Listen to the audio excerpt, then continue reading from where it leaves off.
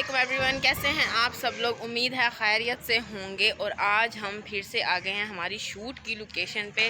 And these all things जो मैंने पकड़ी हुई हैं ये लाई हूँ मैं अपनी बहन के लिए, क्योंकि आज उसने बेचारी ने करवाना है बेचारी तो नहीं, अल्लाह माफ़ करे, बेचारी तो मैं हूँ। फ़ोटो शूट उसने करवाना है। ओह कितनी प्यारी है माशाल्लाह, दिखाऊँ मैं, छोटू सी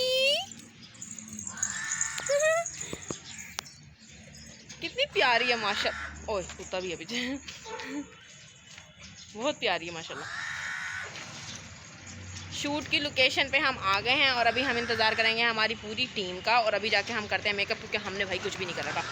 तो आफ्टर दैट मेकअप करने के बाद हम करेंगे अपनी टीम का इंतज़ार। अगर पहले आ गई सो वेल एंड गुड, और अगर नहीं आई सो विल गोना वेट।